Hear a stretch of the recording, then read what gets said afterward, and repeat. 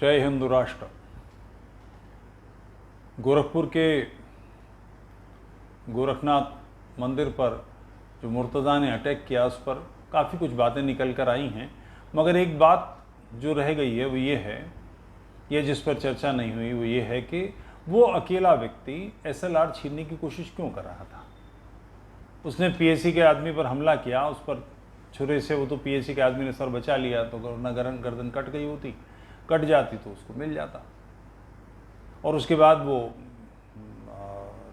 छुरा लहराता रहा। तो उसकी जो पूछताछ हुई है उसमें यह आया है कि उसके पीछे भारत की खुफिया एजेंसियां थीं और वो उनसे बचकर नेपाल भाग गया था और नेपाल से निकलकर सीधा गोरखपुर आया। यानी वो पहले से रडार पर है। जो उसका बाप ये बता रहा है कि ये तो मानसिक रूप से विक्षिप्त है और वो छत पे तमंचे की प्रैक्टिस करता था, एयरगन चलाता था, हथियार चलाने की साइट से हथियार चलाना सीख रहा था। इंटेंशन उसकी ये थी कि किसी तरह से वो वेपन हाथ आ जाए SLR, तो उसके बाद मंदिर के जो लोग हैं निर्दोष निरीह उन पर गोलियां चलाए। ये कोई नई चीज़ नहीं है। 9/11 में भी ये हुआ।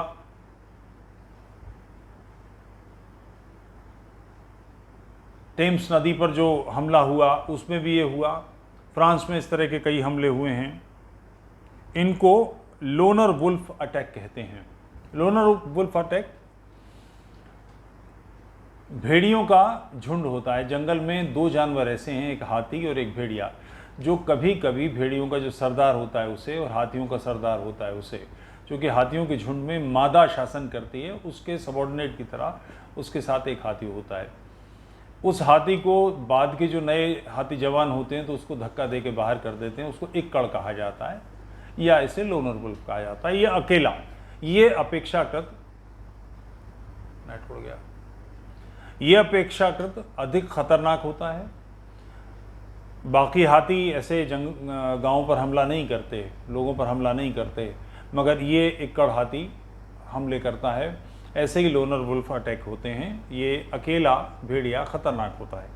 इसके बारे में मैं आपको लोनर वुल्फ अटैक कैसे आया ये मैं आपको बताऊं। एक कुछ पंक्तियां पढ़ के सुनाता हूं। इस्लामिक स्टेट जो आतंकवादी संगठन है उसने सितंबर 2014 में एक फरमान जारी किया था। उसके कम्युनिकेशन विंग ने पूरी दुनिया के मुसलमानों से अपील की थी, ये लोनर वुल्फ अटैक की नींव है।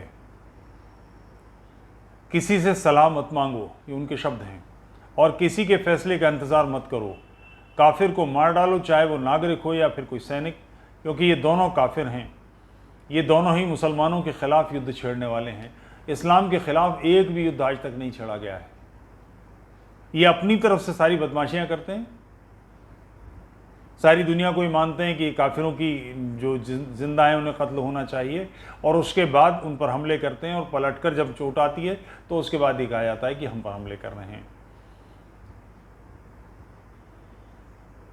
ये दोनों ही मुसलमानों के खिलाफ युद्ध छेड़ने वाले हैं। काफिरों का खून और धन दोनों ही को नष्ट करने का अधिकार तुम्हारे पास है। सबसे अच्छी चीज़ जो आप कर सकते हैं वो ये है कि आप अपनी पूरी कोशिश करें और किसी भी काफिर को मार डालें, चाहे वो फ्रांसीसी हो, अमरीकी हो या उनका सहयोगी हो।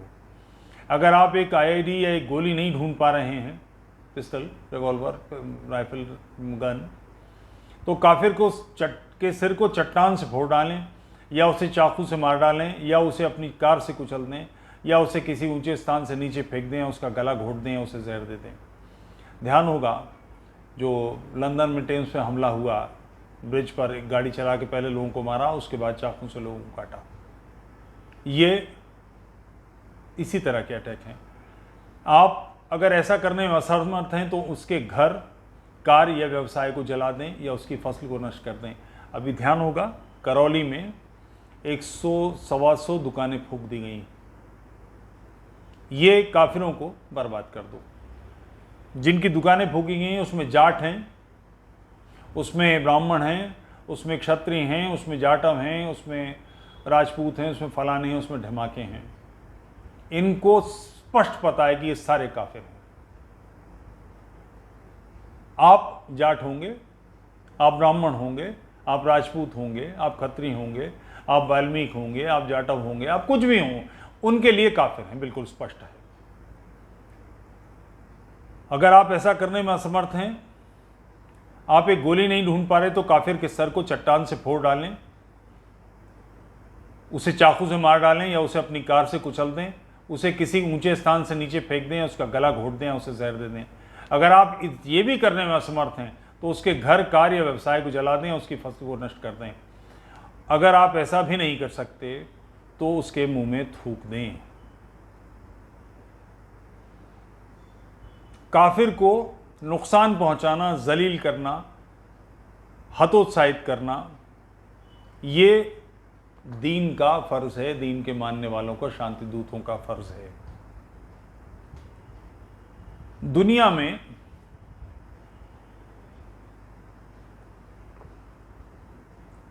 $160-170 करोड़ औसत, क्योंकि कई इस्लामी देश ऐसे हैं जहां जनगणना ही नहीं होती, एक अंदाजा है 150 से 160 करोड़ तो हैं।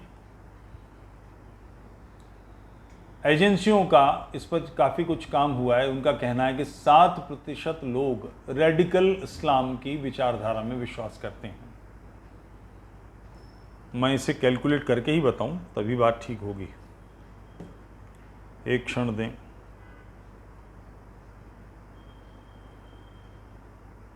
160 करोड़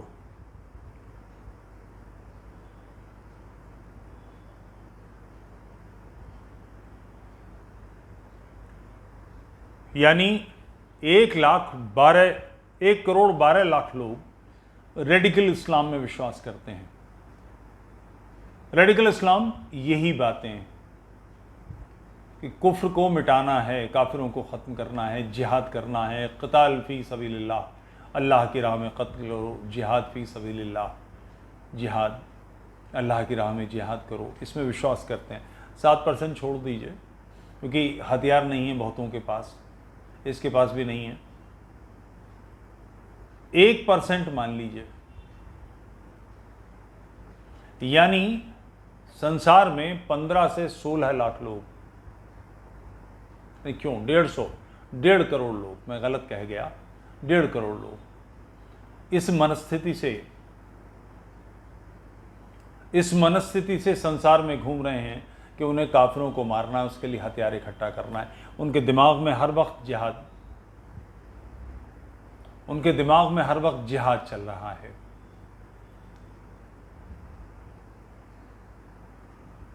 और ज़रूरी नहीं हर बार वो जीत जाए, मारे जाएंगे, ये भी हो सकता है।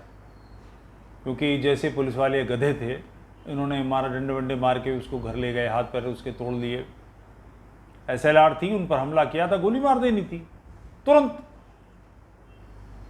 टेम्स पर हमला हुआ ना, नदी पर, पुल पे जो लोग 3 लोगों ने हमला किया था, लंदन की पुलिस ने उनके बयान और उनकी तफसील और उनके मोबाइल और डाटा और ये वो सब नहीं किया, तुरंत गोली मार दी, झंझट ख़त्म। इनको ये करना चाहिए था, नहीं किया। बहरहाल आगे पीछे फांसी होगी, हो सकता है हो, क्योंकि ये भी हो सकता है कि कांग्रेस के बड़े बड़े वकील फराम हो जाएं, इस्लामी जमातें उनको सपोर्ट दे दें उन लोगों की बचाव में, कि इसका मानसिक रूप से ये संतुलन ख़राब है, फलाना है, ढमाका, ये सारी बातें की जाएं, उसे बचा लिया जाए। अगर फांसी होगी, उसके जहन में तो बिल्कुल स्पष्ट है कि वो मारा जाएगा। जो हमला कर रहा है वो इस इंटेंशन से नहीं हमला कर रहा है कि मैं जितने लोगों को मार सकूं मारूंगा और उसके बाद मारा जाऊंगा। तो इसके मारे जाने के बाद ये धरती उसके लिए ट्रांजिट कैंप है। यहाँ पर उसका जन्म केवल जन्नत की तैयारी के लिए हुआ है। काफिरों के मारने के बाद में उसको जन्नत में 72 हूरें और 70 गिल्मा मिलेंगे। ये जो कमर लपलपाते हुए वादे हैं 72 हूरों और 70 गिल्मा के,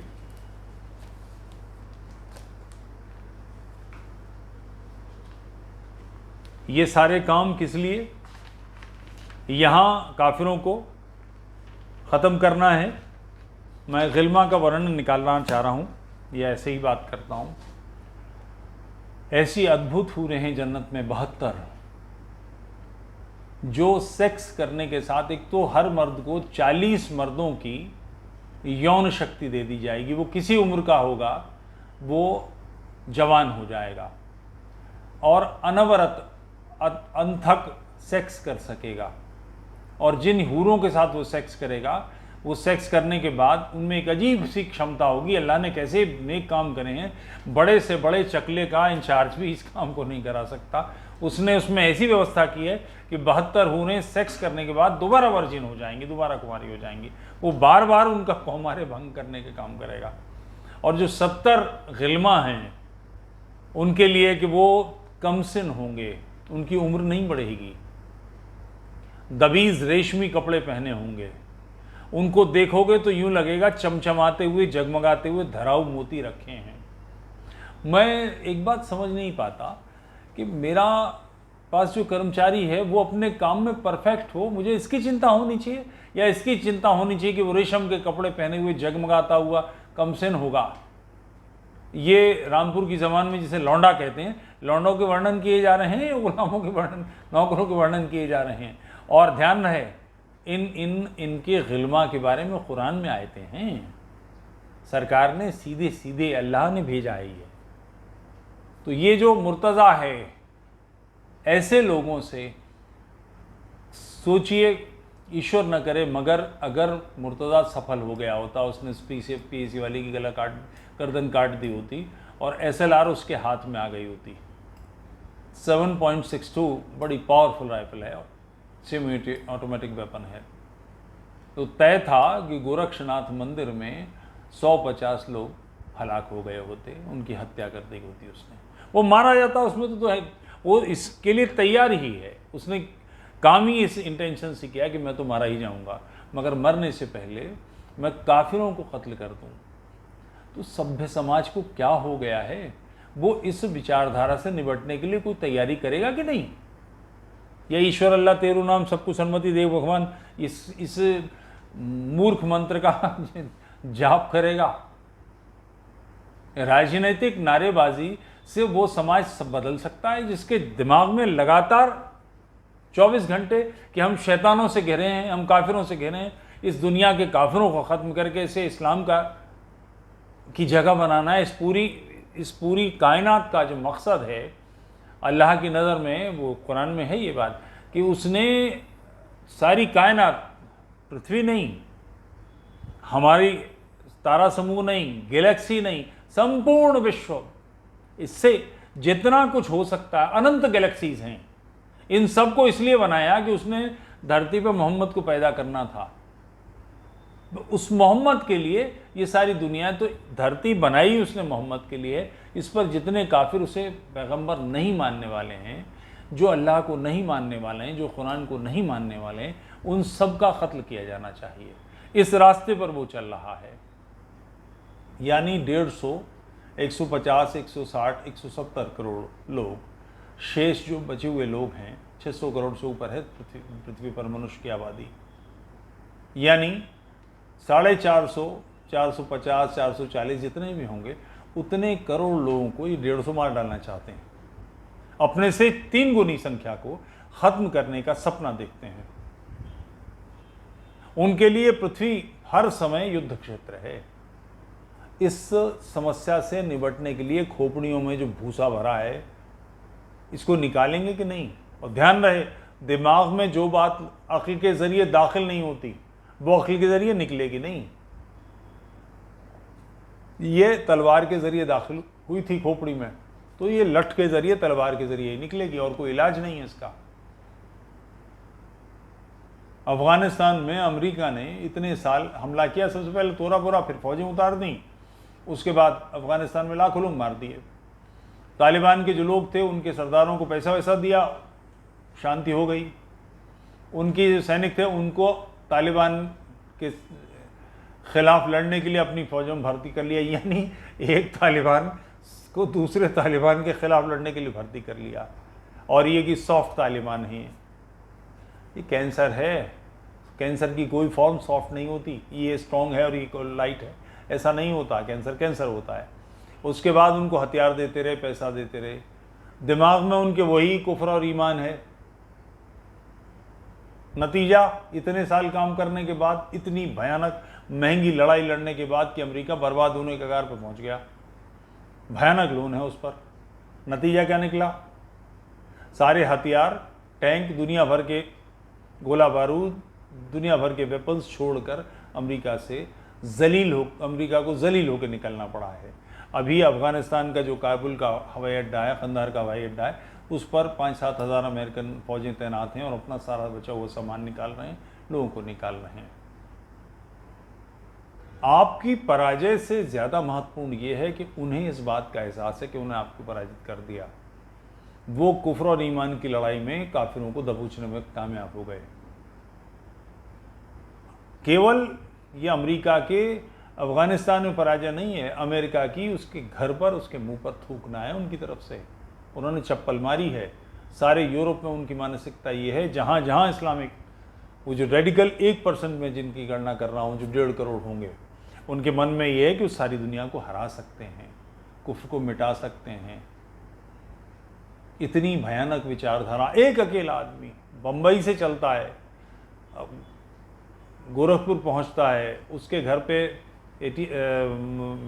भारतीय एजेंसियां पहुंचती हैं, तो उससे पहले वो नेपाल भाग जाता है और नेपाल से निकल के सीधा मंदिर पर आता है हमला करने के लिए। उसके 10 वीडियोज़ हैं। हमारी पुलिस के पास पत्थर हैं उसे मारने के लिए, वो भी वहाँ जो मिल गए। करौली की तरह व्यवस्था नहीं थी कि पूरी छतों पर पत्थर भर रखे थे, जो उस पर लगातार पथराव हो रहा है दोनों तरफ से, इसकी व्यवस्था नहीं थी। इत्तेफाक है वो गिर गया, डंडे वंडे मार लिए, माँ बहन की 2-4 गाली बकी, उसके हाथ पैर तोड़ दिए, पिटाई करी और उसको मारा नहीं गया। खोपड़ी में सीधी 7.62 की गोली नहीं मारी, उतारी गई। अपनी सुरक्षा में मुझे प्राण दंड देने का अधिकार है, सैनिकों तो उससे भी अधिक है। पुलिस के आदमियों ने क्यों नहीं मारा? अब इसको कई साल तक रखना पड़ेगा,